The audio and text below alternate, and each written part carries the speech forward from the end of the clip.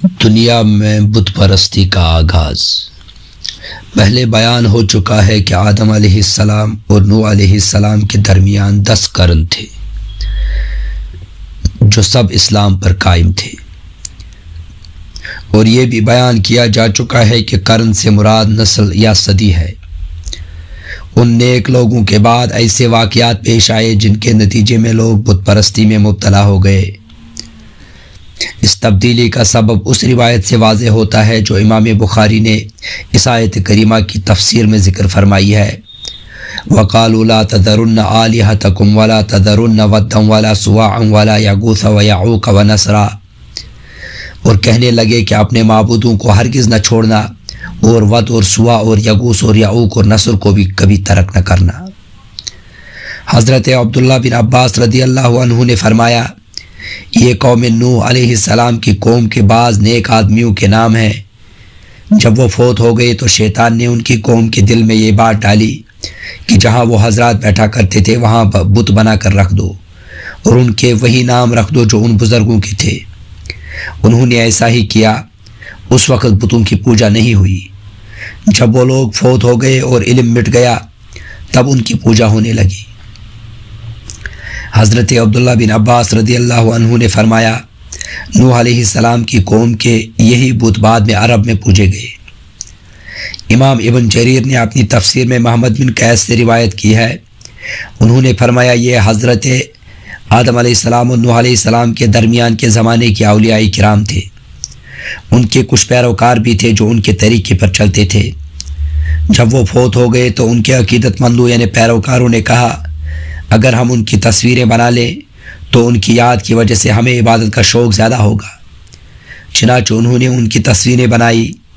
جب یہ تصویریں بنانے والے افراد فوت ہو گئے اور ان کی جگہ دوسرے لوگ آ گئے تو ابلیس نے ان کے دلوں میں وسوسہ ڈالا کہ تمہارے باپ دادا ان اولیاء کرام کی عبادت کیا کرتے تھے اور انہی کی وجہ سے انہیں بارش ملتی تھی۔ چنانچہ ان لوگوں نے ان کی عبادت شروع کر دی۔ ابو المطہر سے روایت ہے کہ ابو جعفر محمد باقر نماز پڑھ رہے تھے کہ حاضرین نے یزید بن محلب کا ذکر کیا۔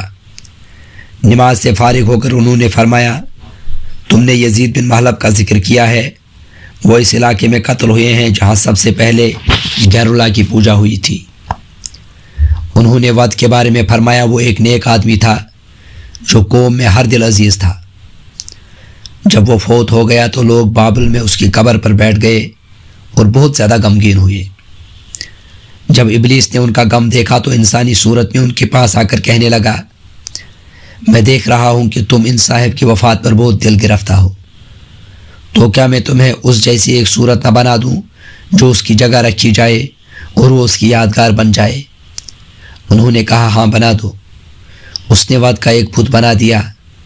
انہوں نے اسے چوپال میں رکھ دیا اور اسے یاد کرنے اور اس کی باتیں کرنے لگے۔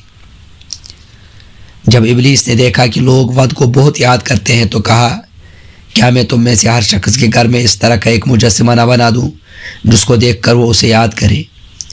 انہوں نے کہا، ہاں بنا دو۔ اس نے ہر شخص کے گھر میں ایک بت بنا دیا۔ وہ اس کو دیکھ کر اس اللہ کے ولی ود کو یاد کرتے تھے۔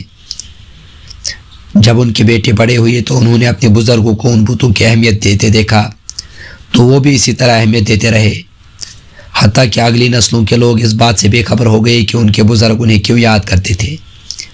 البتہ انہوں نے آہستہ آہستہ ان کی عبادت شروع کر دی۔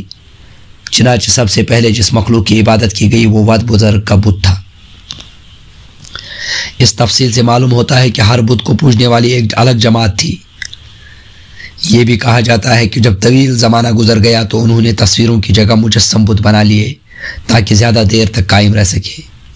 یعنی پہلے تصویریں بنائی گئی تھیں، بعد میں تصویروں کے مٹ جانے کے خوف سے مجسمے بنائے گئے، بعد میں ان کی عبادت ہونے لگی۔ ان کے ہاں ان کی عبادت کے بہت سے طریقے تھے جن کا ذکر ہم نے تفسیر میں متعلقہ مقامات پر کیا ہے۔ حضرت ام سلمہ اور ام حبیبہ رضی اللہ عنہما نے حبشہ میں جو گرجا دیکھا تھا اس کا ذکر رسول اللہ صلی اللہ علیہ وسلم سے کیا۔ اس کا نام ماریا تھا۔ انہوں نے اس کی خوبصورتی کا ذکر کیا اور اس میں جو تصویریں تھیں ان کا ذکر کیا تو رسول اللہ صلی اللہ علیہ وسلم نے فرمایا، ان لوگوں میں جب کوئی نیک آدمی فوت ہو جاتا تو اس کی قبر پر مسجد عبادت گاہ تعمیر کرتے تھے اور اس میں یہ تصویریں بناتے تھے۔ اللہ کے ہاں یہ لوگ مخلوقات میں بدترین ہیں۔